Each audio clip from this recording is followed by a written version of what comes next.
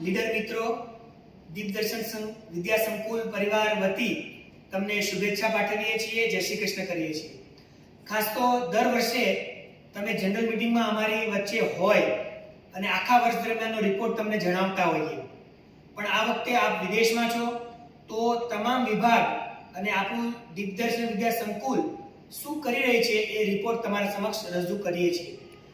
હું માધ્યમિક વિભાગમાં આચાર્ય તરીકે ઘણા વર્ષથી સેવા આપું છું।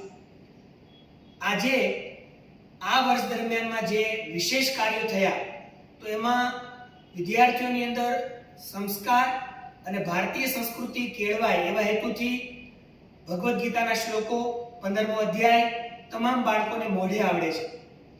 વિશેષ શાળાની અંદર કોમર્સ પ્લસની પ્રવૃત્તિઓ થાય છે। આ વખતે કોમર્સની અંદર હજી ધોરણ 10નું પરિણામ આવ્યું નથી, તેમ છતાં પણ અત્યારે હાલમાં ઇંગ્લિશ અને ગુજરાતી એમ ભેગા થઈને અત્યારે 80 કરતાં વધારે ફોર્મ આપણે આપી ચૂક્યા છીએ। એ સિવાય ડીપીએલ દીપદર્શન પ્રીમિયર લીગ, જેની અંદર 200 જેટલા વિદ્યાર્થીઓએ અત્યારે ક્રિકેટનો માહોલ છે, આઈપીએલનો માહોલ છે, તો આપણા વિદ્યાર્થીઓ અને અલગ અલગ સ્પોન્સરોને જોડીને શાળાની અંદર 4 દિવસનું ટુર્નામેન્ટનું આયોજન કર્યું। એ સિવાય અત્યારે ઘણા બધા એડમિશન્સ, એક સમય એવો હતો કે આપણે એડમિશન માટે રાહ જોતા હતા। અત્યારે માધ્યમિક વિભાગની અંદર ધોરણ 9-10માં આપણી પાસે જગ્યા નથી, ક્લાસના ફાળવણી પ્રમાણે 9મા અને 10માના તમામ એડમિશન ફૂલ થયેલ છે। તો આવું ખૂબ સારું કાર્ય જે ધોરણ 9 થી 12માં થયું છે, જે આપની સમક્ષ મેં અહીંયા પ્રસ્તુત કર્યું। નમસ્તે, હું બાલભવન વિભાગ ગુજરાતી માધ્યમની વાત કરું તો વર્ષ દરમિયાન બાળકોની પાપા પગલેથી લઈને પ્રવેશોત્સવથી લઈને ખૂબ સરસ શિક્ષક મિત્રો દ્વારા ઇનોવેટિવ કાર્ય, પ્રવૃત્તિમય શિક્ષણ કે અંદર સેવન પદ્ધતિ આધારિત જે આપણે શિક્ષણ કાર્ય આપી રહ્યા છે તે મુજબ ખૂબ સરસ આયોજનપૂર્વક આપણું કાર્ય થયું છે। અને આજે એ કાર્ય માર્કેટમાં ખૂબ વિશેષ નોંધનીય છે, કેમ કે વાલીશ્રીઓના પણ આવા મેસેજો સર અમને મળ્યા છે, જેના સૌ સાક્ષી છે જ મિત્રો। આ રીતે ખૂબ સરસ કાર્યો થયા અને ખાસ દિવાળી બાદ અમારા વિભાગમાં અમે વડીલ વંદના જેવા કાર્યક્રમો કર્યા, જેથી અનેક વડીલો ગામડેથી નવસારીથી ખૂબ સારી સંખ્યામાં હાજર રહ્યા અને તેમના આશીર્વાદનો લાભ આપણા શાળા પરિવારે લીધો। તેમ કોન્વોકેશન સેરેમની એટલે કે પદવીદાન સમારોહ દ્વારા પણ ખૂબ સરસ માર્કેટિંગ કાર્ય થયું છે અને ખૂબ સરસ વાલીઓ સાથે આપણે જોડાયેલા રહીએ તે માટે વાલી સેમિનારો, વાલીઓની હરીફાઈઓનું ખૂબ સરસ આયોજન કર્યું હતું અને સંગીત સેમિનારો દ્વારા વાલીશ્રીઓને ખૂબ સરસ અભિનય ગીતો, વાર્તાનો મહાવરો આપવામાં આવ્યો, જેથી વાલીશ્રીઓ પણ વાકેફ થાય કે બચ્ચાઓમાં એનું શું મહત્વ રહેલું છે। તે ખૂબ ઇનોવેટિવ કાર્ય થયું છે વિભાગમાં। અને ખાસ વાત કરું તો પ્રાર્થના સંમેલન જેવું પણ નાનામાં નાનું ઝીણવટપૂર્વક કાર્ય આપણે કર્યું છે અને નેક્સ્ટ યર માટે ખૂબ સરસ આયોજન સાથે અત્યારે શિક્ષક મિત્રોએ આખું પ્લાનિંગ બનાવ્યું છે અને એ પ્રમાણે એક્ટિવિટી બેઝ લર્નિંગ કાર્ય થશે। એનઈપી મુજબ નેશનલ એજ્યુકેશન પોલિસીમાં જે મુદ્દા જણાવવામાં આવ્યા છે તે મુજબ ખૂબ સરસ કાર્ય થાય છે। અને આ વર્ષની વાત કરું તો ખૂબ સારી સંખ્યા પણ આપણી જળવાઈ રહી છે અને વાલીઓમાં પણ ખૂબ સારું આપણું નામ બની રહ્યું છે, કેમ કે આવનાર જે ઇન્ટરવ્યુ લઈએ છીએ, વાલીઓ જે આવી રહ્યા છે આપણી સામે, તેના સૌ સાક્ષી છે। નમસ્કાર, જય શ્રી કૃષ્ણ।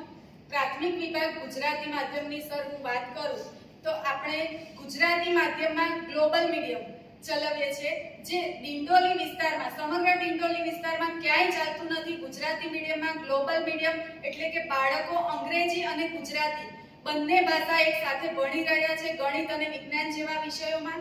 તેમજ આપણી શાળામાં વિશેષ સ્પોકન ઇંગ્લિશ આપણે વિષય ચલાવીએ છીએ। તો દરેક વાલીઓ અને વિદ્યાર્થીઓ ખૂબ જ એવો આગ્રહ રાખે છે કે અમારા બાળકને અંગ્રેજી માધ્યમમાં નથી ભણાવી શકતા, છતાં અમે ગુજરાતી માધ્યમમાં એટલા માટે મૂકીએ છીએ કારણ કે આપણી શાળામાં આ બંને વિષયો ખૂબ જ સરસ રીતે ચાલી રહ્યા છે। તેમજ એજ્યુકેશનની જો વાત કરું તો એજ્યુકેશનની સાથે બાળકને સંસ્કારની પણ ખૂબ જરૂર છે। તો એના માટે આપણે ત્યાં પ્રાર્થના સમયે વિદ્યાર્થીઓને હનુમાન ચાલીસા, ભગવદ્ ગીતાના અધ્યાય પ્રમાણેના શ્લોક અને તેનો ભાવાર્થ સમજાવવામાં આવે છે। ત્યારબાદ વિદ્યાર્થીઓને સવારે ઉઠવા સમયનો, બપોરે જમતી વખતનો અને રાત્રે સૂતી વખતનો એમ ત્રિકાળ સંધ્યાના શ્લોકો પણ અમે કરાવીએ છીએ, જેના કારણે વિદ્યાર્થીઓ અને વાલીઓમાં ખૂબ જ સરસ આપણને પ્રભાવ પ્રભાવ જોવા મળી રહ્યો છે. ત્યાર પછી હું બીજી વાત કરું તો આવતા વર્ષમાં અમે હજુ વધારે સરસ કઈ રીતે એક્ટિવિટી કરાવી શકીએ એનો એક પ્લાન બનાવ્યો છે, જેમાં અમે હોમ સાયન્સ જેવો એક વિષય દાખલ કરવા જઈ રહ્યા છે, જેમાં અમે બાળકને નાનામાં નાની વસ્તુઓ શીખવાડશું. દાખલા તરીકે પહેલા ધોરણનું બાળક છે તો એને કપડાની ઘડી કઈ રીતે કરવી એ નથી આવડતું, તો એવી વસ્તુ શીખવાડીશું. શું રેકમાં શું કેવી રીતે ગોઠવવા એ પણ અમે શીખવાડીશું.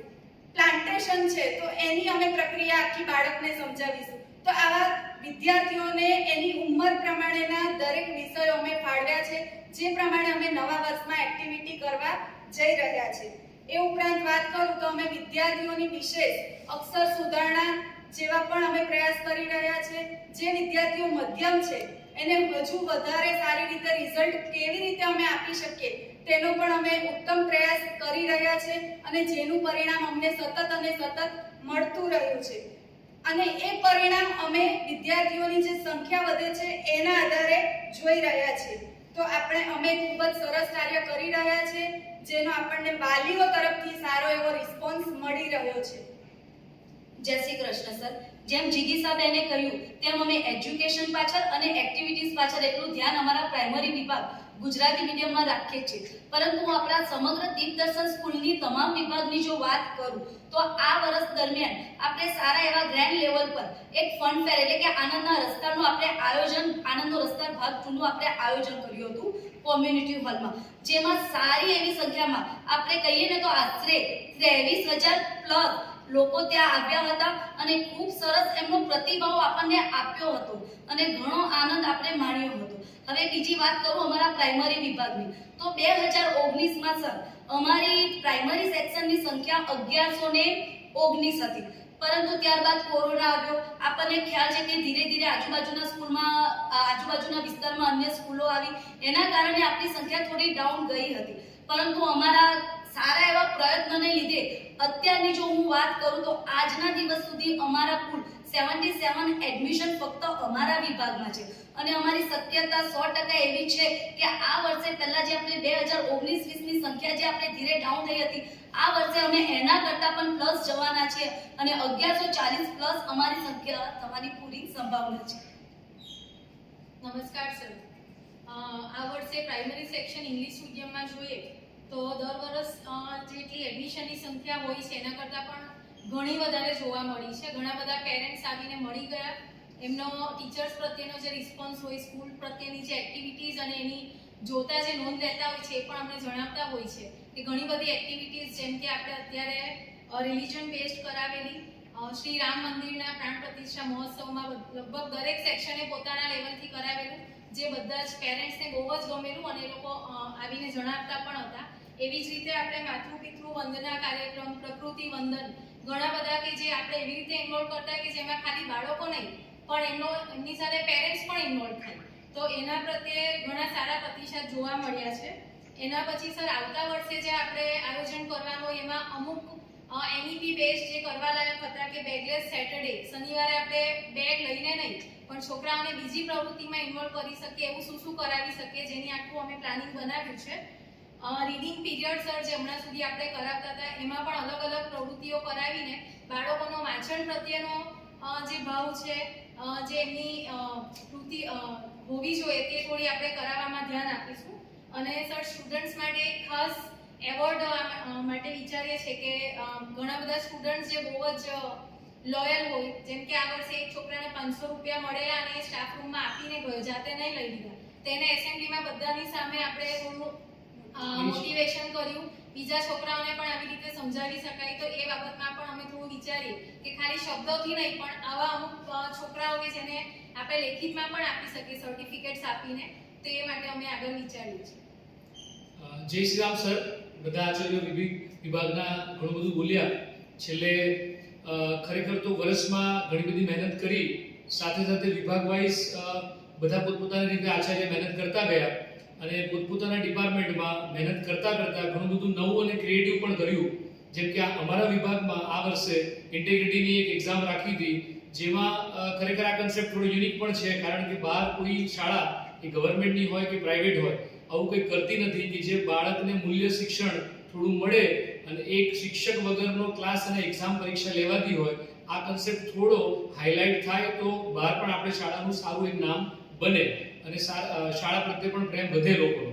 બીજું સર, બાળકોની સપનાઓ અને ડ્રીમ્સ પણ ઘણા બધા હોય, તો એમાં આપણે એક કન્સેપ્ટ કર્યો હતો કે વિશ બોક્સ બનાવી દીધું, એટલે બાળકો પોતે પોતાની ઈચ્છાઓ લખે અને શિક્ષક અને બાળકનો એક સંબંધ સારો રહે અને એક પ્રેમ ભાવ શાળા અને સંસ્થા સાથે જળવાય, એ રીતે પણ એક મહેનત કરીને આ વર્ષે સારું એવું પરિણામ મળ્યું. બાળકો પોતાના સપનાઓ લખતા અને શિક્ષક પોતે ક્લાસરૂમમાં કોઈ એક વર્ષમાં એક ઈચ્છા એની પૂરી કરતા, તો એક સારો મેસેજ ગયો.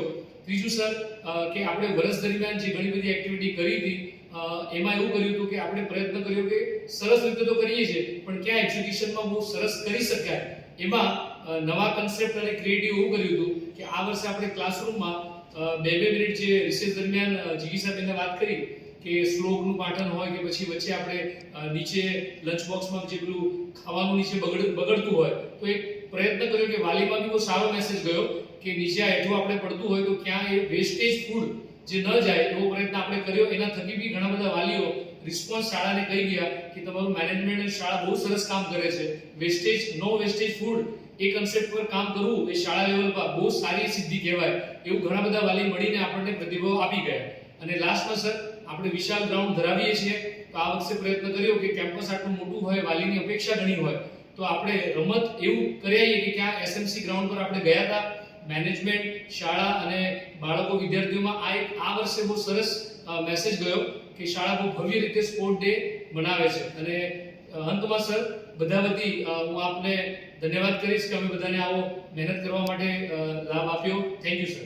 અને સર, છેલ્લા 4-5 વર્ષથી આપણી શાળામાં આપણે મોન્ટેસરી ટ્રેનિંગ વર્ગો ચલાવી રહ્યા છે અને ખૂબ સારી સંખ્યામાં બહેનો જોઈન્ટ થાય છે અને આપણી સંસ્થા થકી તેઓ અન્ય સંસ્થામાં ખૂબ સરસ જોબ મેળવી રહ્યા છે.